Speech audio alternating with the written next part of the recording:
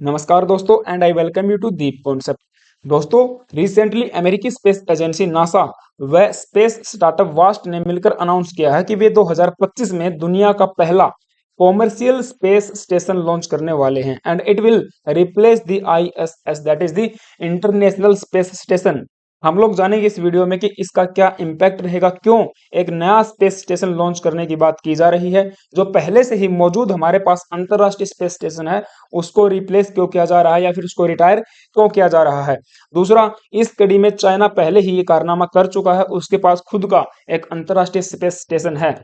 जो भी बातें एग्जाम पर्सपेक्टिव से इंपॉर्टेंट रहेंगी वे सब बातें हम लोग डिस्कस करेंगे।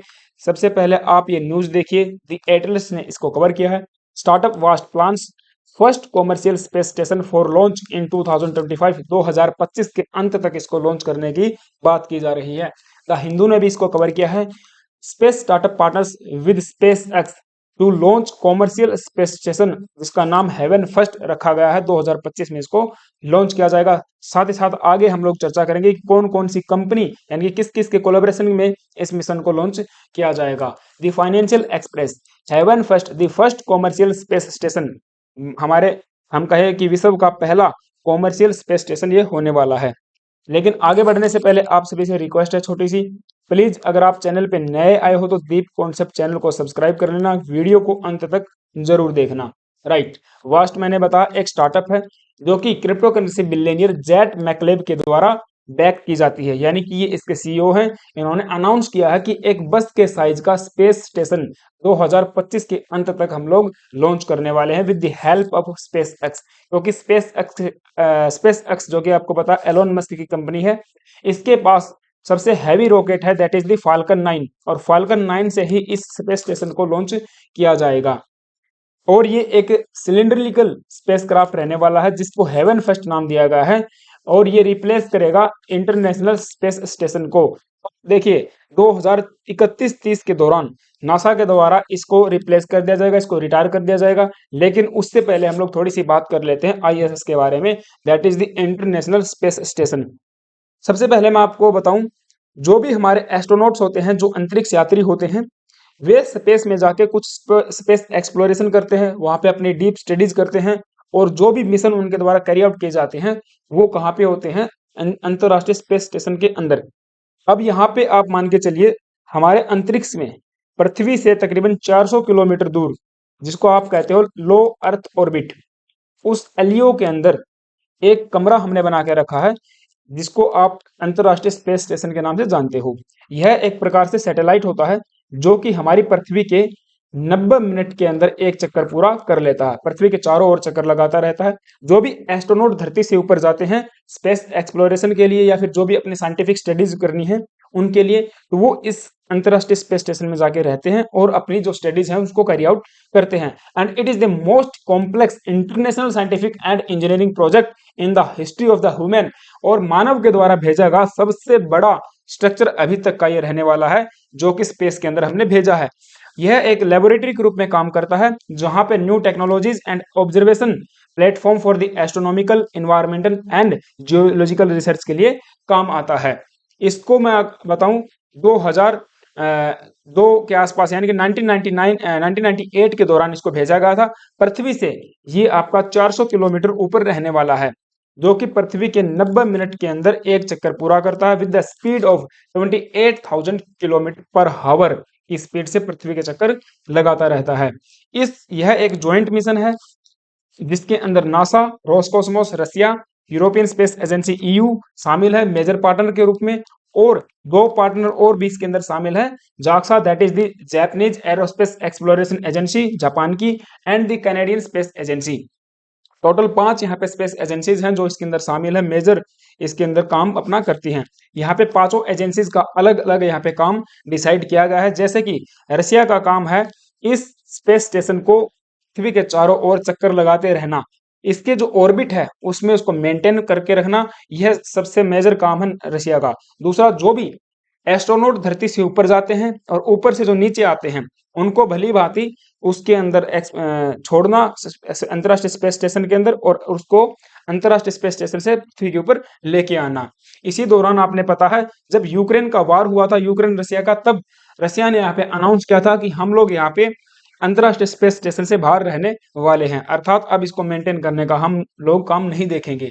तो ये मैंने आपको बताया था 1998 के अंदर इसको लॉन्च किया गया था और 2030-31 के दौरान इसको रिटायर कर दिया जाएगा, जो कि ऑपरेट करता है इन द लो अर्थ ऑर्बिट। अब इसको डीकमीशन या फिर रिटायर करने का क्या जरूरत आन पड़ी, उसके बारे में चर्चा कर लेते हैं। देखिए, नासा के द्वारा यहाँ पे कुछ रीजन बताए गए हैं, जैसे कि हमने शुरुआत में इसको केवल 15 साल के लिए भेजा था, जबकि आप देखोगे तकरीबन तकरीबन 25 साल इसको मेंटेन करते हुए वहां पे हो गए हैं स्पेस के अंदर।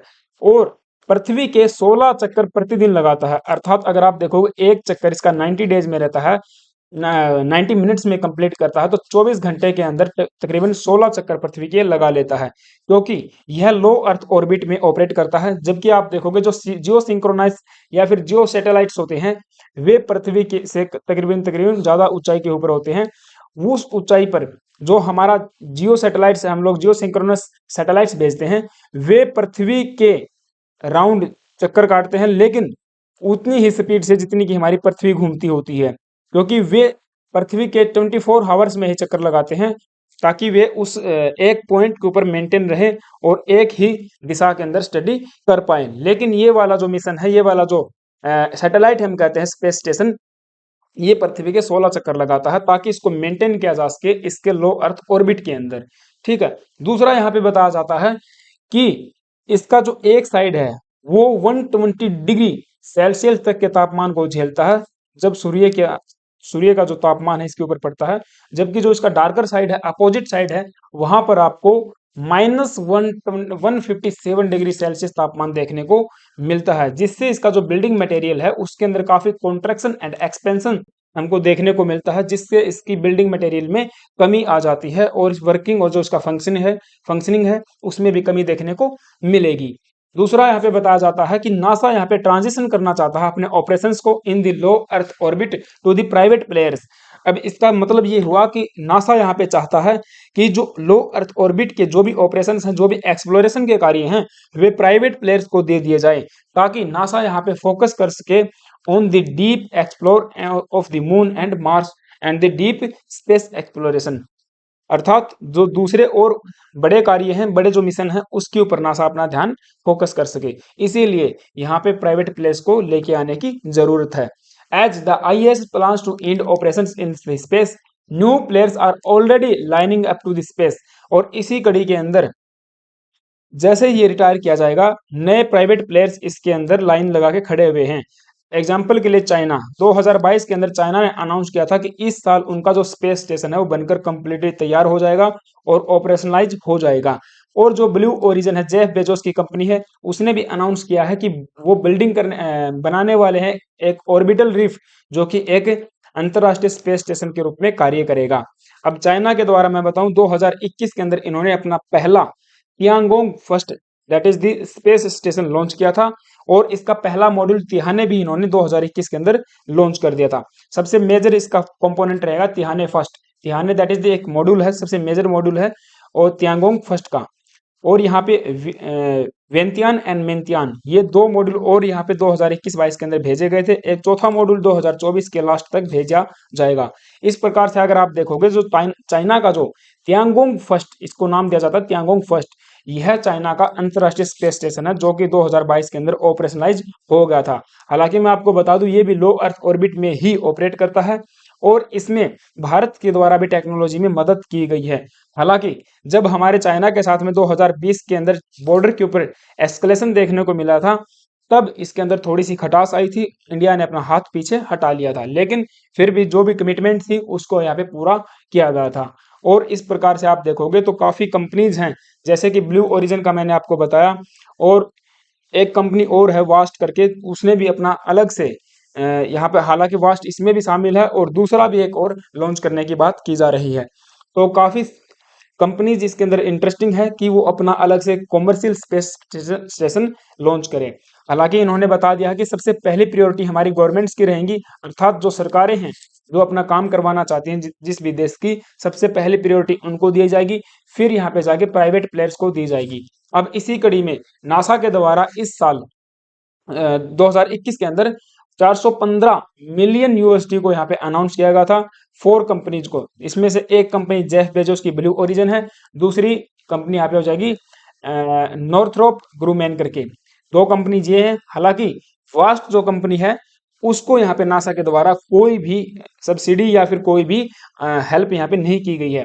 इसकी पूरी की पूरी जो फंडिंग है वो ये जो जेड मैकलेब मैंने बताया एक क्रिप्टो करेंसी बिलियनियर है उनके द्वारा की जा रही है। दैट इज 300 मिलियन की जो यहाँ पे लागत आई है वो केवल इस कंपनी के द्वारा की गई है। टोटल इसकी वर्थ बताई जाती है 2.4 billion USD according to the Forbes. जो मैक क्लेब मैंने बताया आपको, इन्होंने बताया है कि जो हेवन फर्स्ट है इसके डेवलपमेंट में टोटल जो कॉस्ट आएगी अभी वो देखना बाकी है। हालांकि कंपनी ने 300 मिलियन यहाँ पे अपनी तरफ से अनाउंस कर दिए थे and I think it will take a bit more than that but we will see, ऐसा इनके द्वारा बताया गया है। तो ये डीप मिशन था, ये चर्चा का मिशन था। अच्छा, इसमें एक चीज और भी है, अभी के लिए चर्चा का मिशन बाद में बात करेंगे। जो क्रू है 4 मेंबर्स का, ये भी इसके अंदर छोड़ा जाएगा। जैसे ही 2025 के अंदर ये अंतरिक्ष के अंदर ऑपरेशनलाइज हो जाएगा, तब 4 मेंबर्स का एक क्रू भी यहाँ पे छोड़ा जाएगा जिसका नाम दिया गया है that is the crew dragon capsule. इसके माध्यम से 4 एस्ट्रोनॉट को अंतरिक्ष के अंदर छोड़ दिया जाएगा। राइट, तो ये मैंने आपको बता दिया जो भी न्यूज निकल के आई थी, और इसके ऊपर जो भी फर्दर डेवलपमेंट होगी उसके ऊपर सेपरेट वीडियो मैं लेके आ जाऊंगा। यहाँ तक आपको कैसा लगा, कैसे बातें समझ में आई, मुझे कमेंट बॉक्स में आप बता सकते हैं। आपके ऊपर इसके ऊपर आपकी क्या राय है वो भी आप कमेंट बॉक्स में बता सकते हैं। Then thank you guys, have a nice day, stay tuned and stay with us.